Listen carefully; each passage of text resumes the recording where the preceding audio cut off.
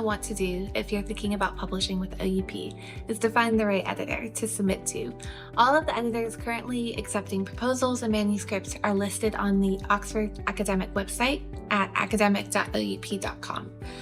We're all listed based on our main subject areas, whether that be art history, archaeology, political science, or sociology.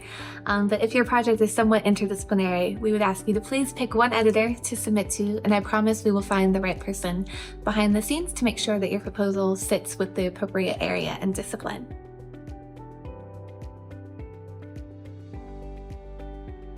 Now that you found your editor, one of the most common questions I get from scholars is what does that editor want to see? What should I submit to the editor in that very first inquiry email? And what I usually like to tell people is that even if you have a full manuscript ready and you have your book proposal and the entire package is ready to go, in that first instance, it's probably a good idea to send over a one-pager, so a brief précis, and that might have a paragraph or two outlining the scope of the book. It will cover things like what is the intended audience? Is the intended audience scholars? Is the intended audience practitioners?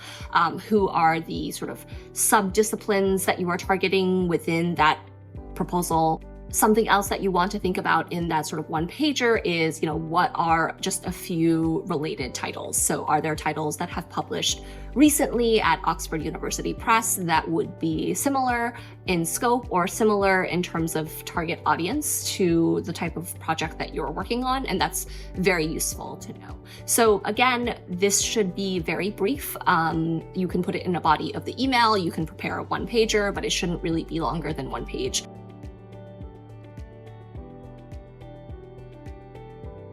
Once you have sent through that initial inquiry and you get the go-ahead from your editor, that person says, this sounds great, it seems like it could be a good fit for my particular program, I'd like to see a book proposal and some sample chapters. For the most part, that is what OUP will want to see. So we'll want to see a fully fleshed out book proposal, which can be found, our guidelines can be found on our website. It's a fairly straightforward document that goes through, again, the scope of the project, going into competing titles or complementary titles, speaking a little bit about the outline, having an annotated table of contents where you go through and let your editor know, this is what exactly the topics I'm going to cover in chapter 1. How does it follow then from chapter 1 to chapter 2, outlining sort of the main arguments of the book as well, and all of those sort of specifics of what the project is about. That is what's going to go into a book proposal. And I like to tell people that it's really important to remind yourself that the book proposal has several different audiences as well. The book proposal is not just for your editor, but the book proposal is also going to be for peer reviewers. It's going to be for your marketing colleagues within the press. It's going to be for the board of delegates. There are a lot of people who are going to be seeing this book proposal, so it's important to put your best foot forward in the book proposal, even if you already have a really good relationship with your editor, and you know that you've had a conversation with them at a conference, and they are very clear on what this project is about and the scope of the project. You want to make sure that you understand that the book proposal is not just going to be something that is used by the editor, but is going to be seen by a variety of different people, and those people are going to be making a judgment on your project based on the quality and the amount of work that you have put into that book proposal. So I like to tell authors that the book proposal should be descriptive, in that you want to be very clear about what your book project is going to be about, but there should also be an element of pitch to it. So why is this project important? Why should peer reviewers care about this particular project? How does it fit within the related literature? What new arguments is it putting forward?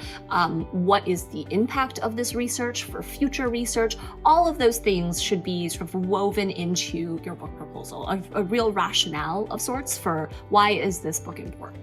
Why should this book be published?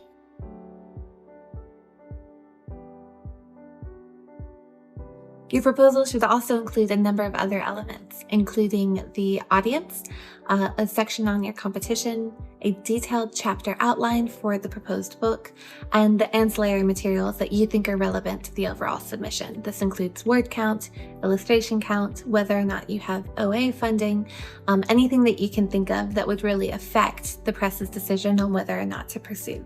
A couple of those elements deserve a little extra attention. One of those is the audience. So we want you to be as clear as possible on who you believe is going to be using and citing your book.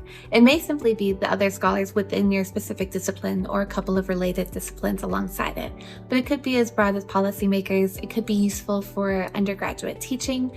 Whatever the case may be, don't hesitate to be explicit in your examples of how you anticipate your book being used. The other section that I think sometimes can trip people up on occasion is that competition section. What we're really looking for here are 3 to 4 books, including publisher and publication date, that have published somewhat recently that your book builds on in some way, or that if you were browsing books in the library or even on your own office shelves, you would expect your book to be filed alongside. You need to include a sentence or two about each book so that we can understand the context in which that book is going to be published and used and cited in the future.